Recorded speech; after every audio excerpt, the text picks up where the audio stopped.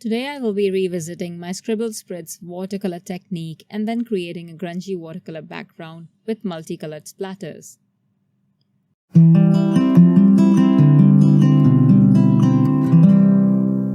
Hello and welcome to Creative Coloring with Iram. A super duper easy watercolor card today, you guys. Maybe not everyone's cup of tea as it's grungy and messy, but you can always tone down your watercolor pieces by choosing different colors or even leaving out the excessive splattering. I will be using the Blossom and Bloom stamp set today, a gorgeous 4x6 outline stamp and also the coordinating die for it. I will prep the watercolor cardstock with anti-static powder. This is from the loose A2 watercolor sheets. I will stamp the image in embossing ink and pour over antique gold embossing powder over it. Now comes the awesome and easy part, the scribbling. I will be using the watercolor brush markers in Midnight Violet and Rubelite for the flowers and the jet black one for the leaves.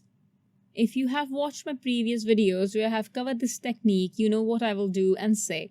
Don't worry about going out of the lines, it is good if you do. This covers the white outline we get after die cutting with any color that runs out. And it does look good in the end. The reason I use watercolor brush markers for this technique is because they're very pigmented and they react beautifully with water. I will start by adding scribbling to the leaves with the jet black marker. And you can see right away that I won't be covering the entire leaf. I will be leaving out some of the areas. This is so that we have a variation in the concentration of the pigment. This results in some of the portions of the leaves having a darker pigment and some light. For the flowers, I will add a mix of Rubelite and Midnight Violet.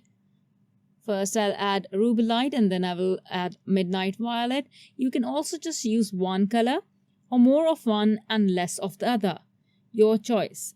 Once I have covered all the areas, I will spritz water onto the panel to activate the pigment.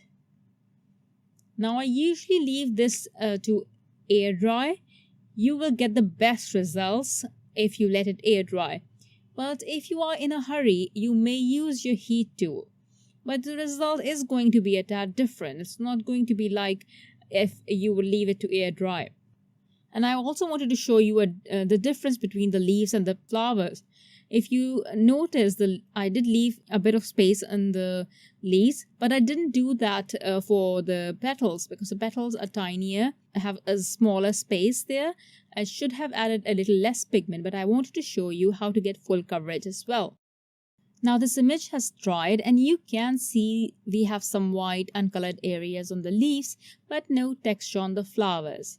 They appear very solid. And they look fine, but if you want to have some portions to be light, you can either add splatters of clean water over the image and then sop them up with a tissue, or add a large blob of water in areas you want lighter, like specific petals or the leaves. You will need to let the water sit for a few seconds before using your tissue paper over it.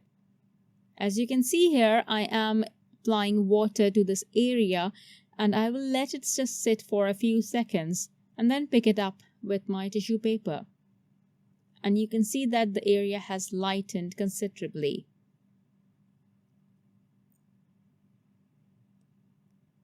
Now I will work on the background, and for this I will use the A2 watercolor cardstock.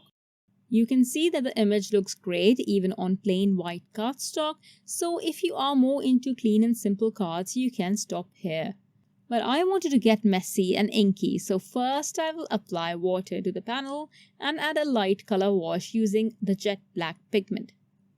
And once I end up with a light gray shade that I really like, I will drop in splatters of Rubelite, Midnight Violet and jet black pigment.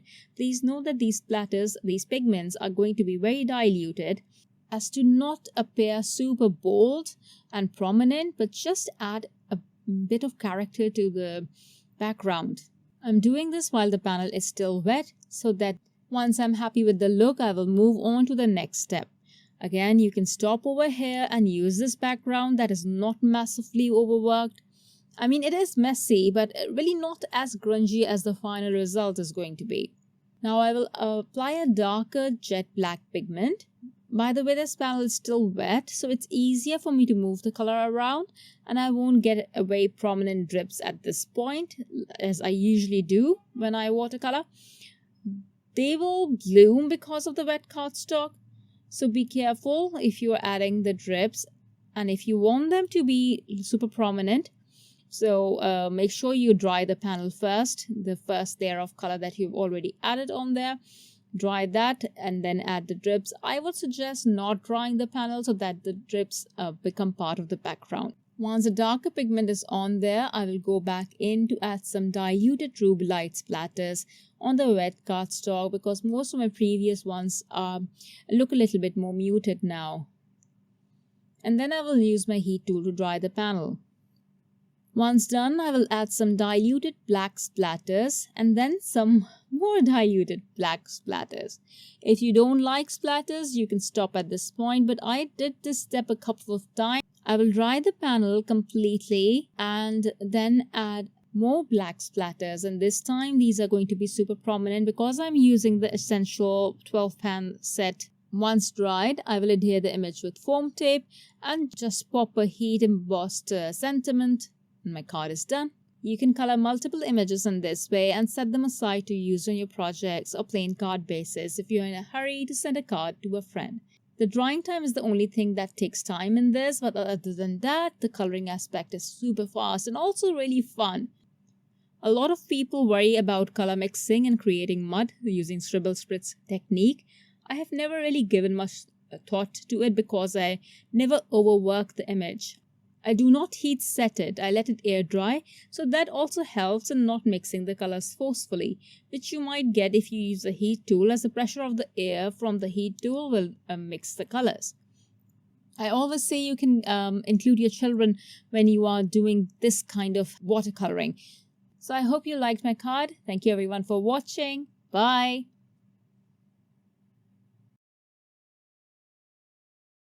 Hello there! Did that video just spark your creativity? And do you want more project ideas and inspiration videos too? Well, if you do, please make sure that you subscribe to the Altenew YouTube channel. Also, make sure that you do click that notification bell so you don't miss a video. Thanks so much for watching. Bye bye!